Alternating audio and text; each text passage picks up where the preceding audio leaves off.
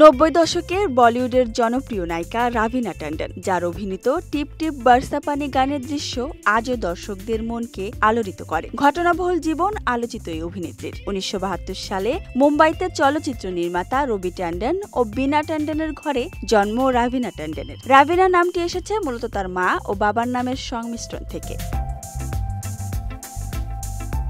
মুম্বাইয়ের মিথিবাই কলেজে প্রথম 2 বছর শেষ করেছিলেন রাভিনা। পরে পুরো বিবিএ প্রোগ্রামটি ছেড়ে দেন তিনি। মূলত প্রথম সিনেমার প্রস্তাব পাওয়ার পর চলচ্চিত্রে ক্যারিয়ার গড়তে কলেজ ছেড়ে দেন এই অভিনেত্রী। অভিনয়ে আসার আগে একটি জনসংযোগ ও বিজ্ঞাপন সংস্থায় বিখ্যাত বিজ্ঞাপন নির্মাতা প্রহ্লাদ কাকারের সহকারী হিসেবে কাজ করতেন রাভিনা। সে সময় ফটোগ্রাফার পরিচালক শান্তনু শেউরে তার মধ্যে অভিনয়ের সম্ভাবনা খুঁজে পান। ফলে হিন্দি সিনেমায় দুয়ার খুলে যায় তার।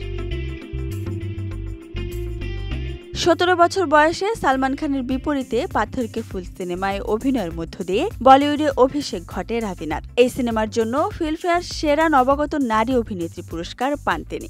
ধীরে ধীরে 90-এর দশকে বলিউডের আলোচিত তারকায় পরিণত হন রাভিনা। মোহরা, দিলওয়ালে, আন্দাজ আপনা আপনা, জিদ্দি, দুলহে রাজা, বড়ে মিয়া ছোটে মিয়া সিনেমাগুলো তার খ্যাতি বাড়িয়ে দেয়। 1995 সালে 21 বছর বয়সে একক মা হিসেবে 2 সন্তানকে দত্তক নিয়েছিলেন রাভিনা ট্যান্ডন। তখনকার সমাজে এটি ছিল অত্যন্ত সাহসী ও অপ্রচলিত পদক্ষেপ।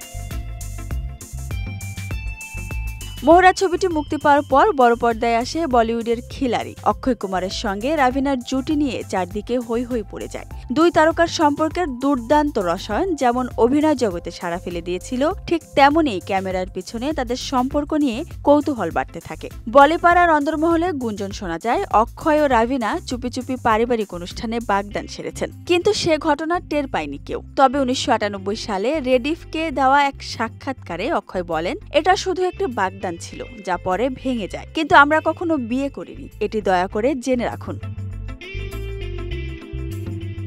বলিউড সূত্রে জানা যায় অক্ষয়ের প্রচুর মহিলা অনুরাগী ছিলেন। রাভিনার সঙ্গে বাগদানের খবর প্রচার হয়ে গেলে তার ক্যারিয়ারে প্রভাব পড়তে পারে, এমনটাই ভেবেছিলেন অক্ষয়। তাই সে প্রসঙ্গ বেমালুম চেপে গিয়েছিলেন 2 তারকা। পরে রাতারাতি রাভিনার সঙ্গে ব্রেকআপ করেন অক্ষয়। শোনা যায় অক্ষয়ের সঙ্গে বিচ্ছেদের পরে নাকি ঘুমের ওষুধ খেয়ে আত্মহত্যার চেষ্টা করেছিলেন রাভিনা। বেশ কিছুদিন হাসপাতালে ভর্তি ছিলেন তিনি। তবে এই খবরকে বরাবরই গুঞ্জন বলে উড়িয়ে দিয়েছেন রাভিনা।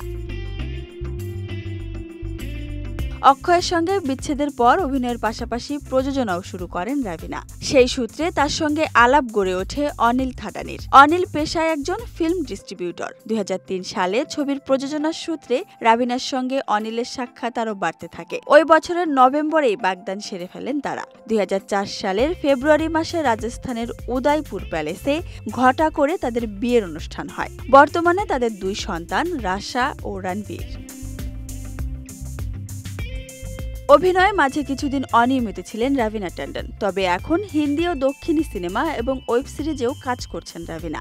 2001 সালে দামান সিনেমায় অভিনয় তাকে এনে দেয় জাতীয় চলচ্চিত্র পুরস্কার। সাম্প্রতিক বছরগুলোতে তিনি নেটফ্লিক্সের সিরিজ আরণ্যক ও দক্ষিণী ছবি কেজিএফ চ্যাপ্টার 2-এ গুরুত্বপূর্ণ চরিত্রে অভিনয় করে আলোচনায় এসেছেন।